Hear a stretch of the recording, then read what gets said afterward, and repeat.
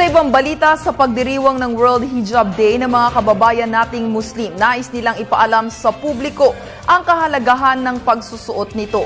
Kanila rin isinusulong kung ano ang ginagampanan ng hijab sa kanilang pananampalataya. Balitaan mo kami, Dina Pagibitan.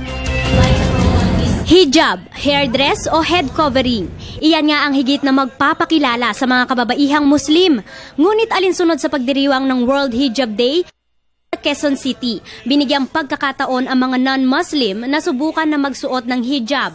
Ito na ang ikalawang taon ng nasabing selebrasyon. Dito layong higit na ipaintindi sa mga non-hijabi o mga Muslim na hindi nakaugali ang gumamit ng hijab. Gayon din sa non-Muslims ang importansya ng kulturang ito. It's basically parang walk a day in our shoes. Ito po yung advocacy na parang naiintindihan nila, para maintindihan nila kung ano yung feeling, kung ano yung nararamdaman namin na ganito, na nakasuot kami ng ganito. Isa na riyan si Lizelle, isang Katoliko, naniniwalang sa kabila ng magkakaibang relihiyon, dapat na mamayani ang pagkakaintindihan. Nakikishare sa tradisyon ng mga Muslim.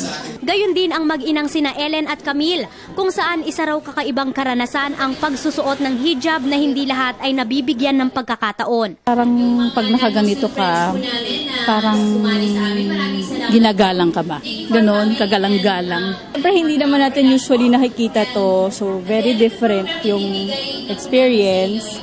Tapos, for Muslim, syempre, yun nga, sabi ng mami ko, parang ginagalang sila pag nakaganito. So, alam namin na they're Muslims. Personal ko ring sinubukan ang pagsusuot nito. Bukod sa kultura na ito, nagsusuot ng hijab ang mga kababaihang Muslim bilang simbolo ng respeto. Kaya po nagsusuot kami ng ganito is para sundin yung isa sa pinag-uutos ng ating Creator, which is si God. At yun na nga, para makagain po kami ng respect. It doesn't mean naman po na ahead kami sa lahat. Yan po tayo. Nasa 50 bansa ang gumugunita ng World Hijab Day ngayong araw. Sa Pilipinas, ipinagdiriwang ito sa maraming bahagi ng bansa. Aminado ang Muslim community na hindi pa rin nawawala ang diskriminasyon sa kanila. Ngunit umaasa silang sa pamamagitan ng mga programang gaya nito, unti-unting maiintindihan ang kanilang kultura at tradisyon tungo sa mapayapa at nagkakaintindihang komunidad sa kabila ng pagkakaiba sa relihiyon at paniniwala. Para sa Telebisyon ng Bayan, ako si Dina Pagibitan.